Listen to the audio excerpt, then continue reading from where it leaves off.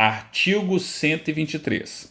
Um dos mais importantes, tá? Apesar dessa organização ser super tranquila e já está na mente de todo mundo que estuda Ministério Público, isso aqui, ó, é uma boa perspectiva de prova, sempre foi e sempre vai ser.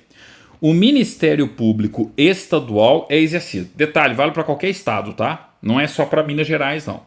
Então, ó, o Procurador-Geral de Justiça. O Procurador-Geral de Justiça, a gente vai ver pela Lei Complementar número 34, que ele atua perante o TJMG. E mais precisamente, tá? Perante o órgão especial do TJMG. Ah, professor, ele não atua perante as câmaras ou grupos de câmaras, não? Ele pode delegar isso. Então, na essência, o Procurador-Geral de Justiça, o PGJ, ele é aquele que atua perante o TJMG, o órgão especial do TJMG. Ok, então é o PGJ, o chefe do Ministério Público Estadual. Beleza? Beleza. E os procuradores de justiça, professor?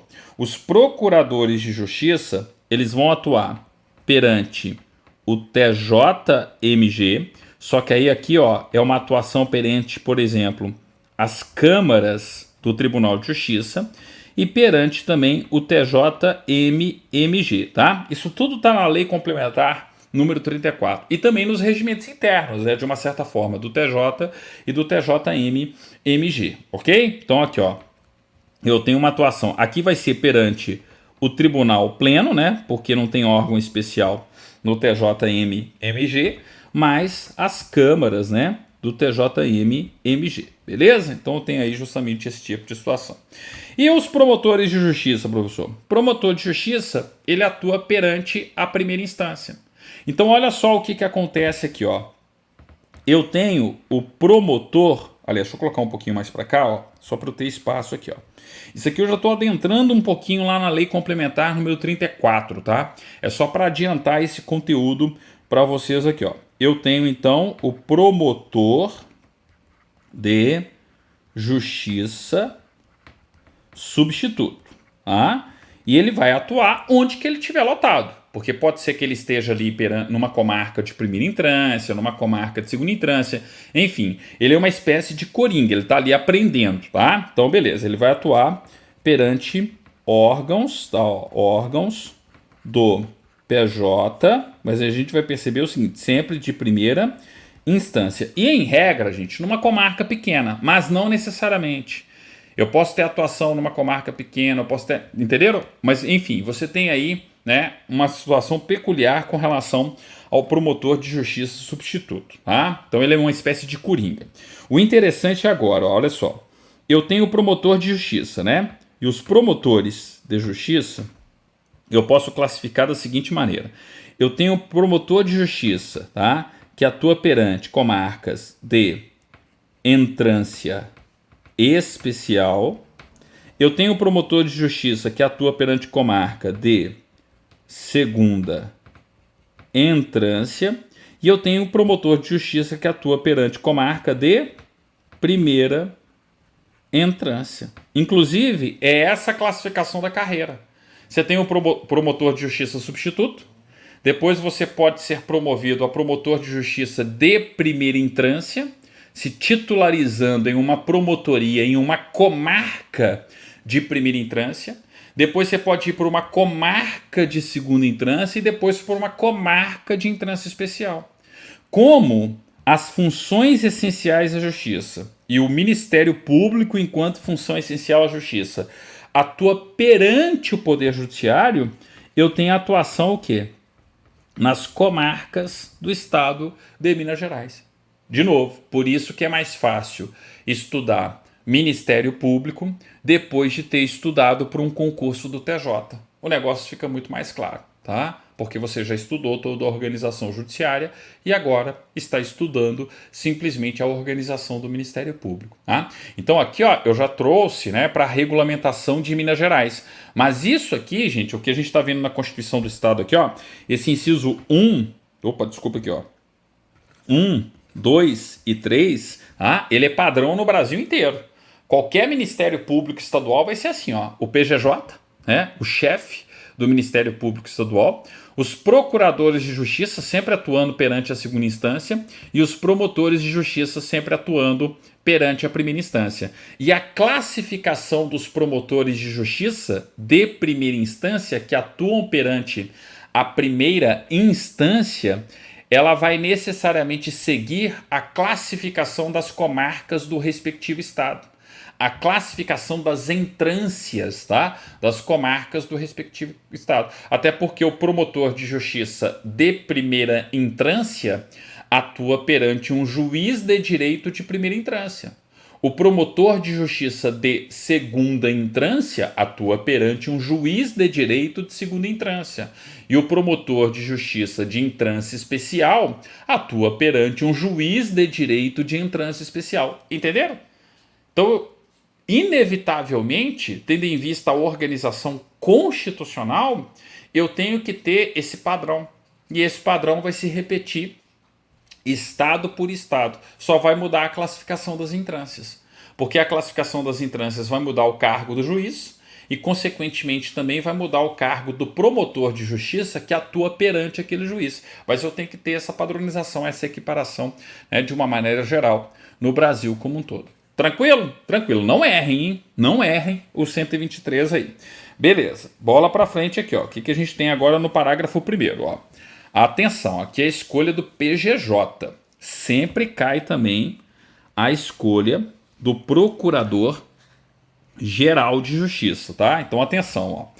Os membros do Ministério Público em exercício, tá? Então tem que estar em exercício, não pode ser membro do Ministério Público aposentado, não pode ser membro do Ministério Público em disponibilidade. Os membros do Ministério Público em exercício que já forem vitalícios.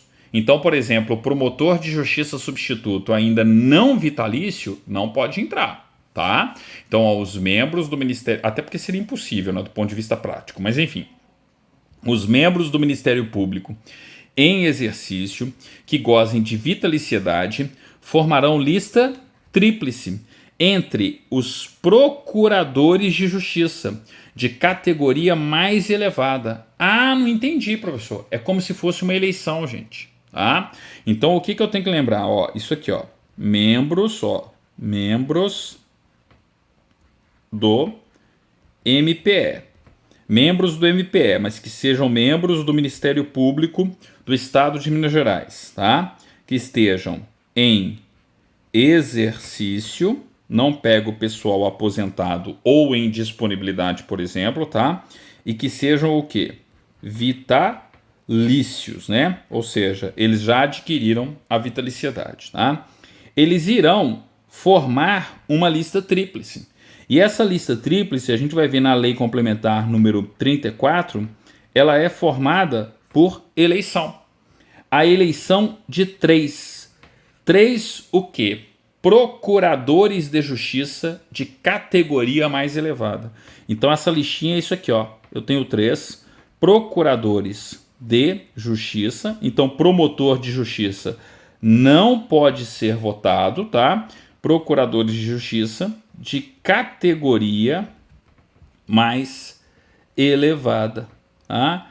Então, por exemplo, aqui, ó, vamos supor que a primeira da lista tenha sido uma procuradora de justiça, a Maria. Aí vem, né, o segundo, o João, tá? Aí depois vem o terceiro aqui, ó, o José. Beleza? Então eu tive aqui, ó, a formação da listinha tríplice. Beleza? Então tem aqui, ó, a listinha tríplice, fruto da eleição por parte do Ministério Público Estadual. Quem que pode votar? Quem que pode participar da eleição? A eleição, então, somente membros do Ministério Público do Estado de Minas Gerais que estejam em exercício e que sejam vitalícios, ok? Beleza, então eu fui lá e formei a lista tríplice, ó, na forma da lei complementar. Que lei complementar? A LC 34, tá? Para escolha de seu procurador-geral de justiça. Então aqui, ó, eu estou escolhendo justamente o quê? O PGJ. É a eleição do PGJ, ó. Por quem? Pelo governador. Então, ó, essa listinha aqui, ela vai para o governador. do Estado, que da lista vai escolher, tá, o Procurador-Geral de Justiça, o PGJ, o chefe do Ministério Público Estadual, para mandato de 2 anos, tá? Mandato de 2 anos. E aí aquele grande detalhe, né? Permitida uma recondução, tá? Observado o mesmo procedimento. Então, 2 anos, podendo ser reconduzido por mais 2 anos. O importante com relação ao PGJ é isso aqui, ó. Vocês precisam lembrar que o máximo do PGJ são 4 anos. É diferente do Procurador-Geral da República. Lembram da Constituição Federal? Lembram do artigo 128, parágrafo 1º da CF 88, que fala da escolha do PGR, do Procurador-Geral da República? O mandato dele também é de 2 anos, mas é permitida a recondução. Ou seja, eu posso ter sucessivas reconduções. Tanto é que nós já tivemos aí procuradores, né, Procurador-Geral da República com 10 anos. Por quê? Porque foi sendo reconduzido, entenderam? Ah, e o PGJ, é possível isso, professor? Não. O PGJ fica ali nos 2 primeiros anos, sendo permitida a recondução, sendo permitida uma recondução para mais 2 anos. Então, o máximo que o PGJ fica são 4 anos. Tranquilo? Tranquilo, professor. Não vou errar esse tipo de questão. Espero, tá? Porque isso aqui é uma das questões mais importantes sobre o Ministério Público Estadual. Os membros do Ministério Público em exercício que gozem de vitaliciedade formarão lista tríplice entre os procuradores de justiça, tá? Só procuradores de justiça de categoria mais elevada, na forma da lei complementar, que é a lei complementar número 34, para escolha de seu procurador-geral, o PGJ, que será nomeado pelo governador, para mandato de 2 anos, permitida uma recondução, observado o mesmo procedimento. É só lembrar disso aqui, ó, o esqueminha, ó, membros do MPE em exercício, vitalícios, né? Vamos colocar um maisinho aqui, ó, só para ficar bem claro, ó, tá? Membros do MPE em exercício, vitalícios, eles fazem uma eleição e escolhem 3 procuradores de justiça de categoria mais elevada. Aí foi, no meu exemplo, a Maria, o João e o José. Chega o governador e escolhe, né, o novo PGJ, ou a nova, né, PGJ, tá? Para 2 anos, podendo ser reconduzido por mais 2 anos, permitida uma recondução, o máximo 2 anos. Ah, no seu exemplo aqui, quem que escolheu? Ah, o governador, ele escolheu a Maria, tá? Então a Maria virou justamente a nova Procuradora-Geral de Justiça. Tranquilo, gente? Beleza. Ah, professor, o governador está obrigado a escolher o primeiro da lista? Não, ele escolhe quem ele quiser. Mas em regra, até por uma questão política, né, gente? Em regra, tá? Você acaba escolhendo o primeiro da lista. Né? Para que você vai se indispor com o Ministério Público Estadual? Mas na teoria você pode escolher qualquer um dos 3. Mas, notadamente, quem é a preferência do Ministério Público Estadual no meu exemplo? Ah, a Procuradora de Justiça de categoria mais elevada, Maria. Entenderam? Então, ó, a boa política entre governador e Ministério Público recomenda, mas não obriga, mas recomenda, tá, que o governador escolha o primeiro da lista, porque é a vontade maior do Ministério Público. Mas pode escolher o terceiro? Pode escolher o terceiro. Pode escolher o segundo? Pode escolher o segundo, tá? Então percebam que eu tenho aí, né, essa esquematização para a escolha do membro do Procurador-Geral de Justiça, tá? Beleza, professor. Bola para frente. Também acho, ó, parágrafo 2º, ó. Recebida a lista tríplice, o governador do estado, nos 20 dias subsequentes, nomeará um de seus integrantes e lhe dará posse. Isso aqui também vale a pena esquematizar, colocar aqui, ó. Qual que é o prazo que o presidente tem para escolher... o governador tem para escolher o PGJ, ó. A escolha é nos 20 dias subsequentes aqui, ó. Então ele recebeu a lista ele tem 20 dias para fazer a escolha. Tranquilo? Beleza, 20 dias é o prazo aí. Parágrafo segundo já foi questão de prova também. Beleza? Beleza, tá? Ó, parágrafo terceiro. E se o governador não escolher? Quem que vai? Olha só, o mais votado, ó. Pode ser que o governador se omita, não pode? Ó, caso o governador do estado não nomeie ou imposse o procurador-geral de justiça no prazo do parágrafo anterior, qual que é o prazo do parágrafo anterior? 20 dias, tá? Será investido no cargo o mais votado entre os integrantes da lista para exercício do mandato. Então, ó, no meu exemplo lá, a procuradora Maria, entenderam? Então, se porventura o governador se omitir, vai a preferência do Ministério Público. É como se fosse assim, ó, quem cala concorda. Concorda com o quê? Consente, né? Consente com o quê? Consente com a vontade maior do MP. E qual que é a vontade maior do MP? Ora, escolher a procuradora Maria. Entenderam? Então, por isso que eu tenho a regra do parágrafo terceiro. Também já caiu em prova, tá? O parágrafo segundo e terceiro já foram objeto aí de concursos anteriores do MPE. Vamos lá, ó, parágrafo 4º. O Procurador-Geral de Justiça, tá? Ele pode ser destituído? Sim, isso aqui está na Constituição Federal, ó. O Procurador-Geral de Justiça poderá ser destituído por deliberação da maioria absoluta, né? Da maioria dos membros do Poder Legislativo, na forma da LC 34, da Lei Complementar Respectiva. Então aqui a destituição é a destituição do PGJ. Aqui vale a pena lembrar a seguinte comparação, tá? Olha só, vamos parar para pensar aqui, ó. Primeiro nós vamos falar do PGR. O Procurador-Geral da República é o chefe do Ministério Público da União, ok? O PGR, ele pode ser destituído, tá? Antes do término do mandato, ó, antes do término do mandato. Então tá tendo uma destituição antes do término do mandato. Tava esquecendo aqui, peraí. Antes do término do mandato. Qual que é o prazo do mandato, professor? 2 anos, beleza? Só que aí é o seguinte, ó. Quem faz a destituição? Aqui, ó, a destituição é pelo presidente da República, tá?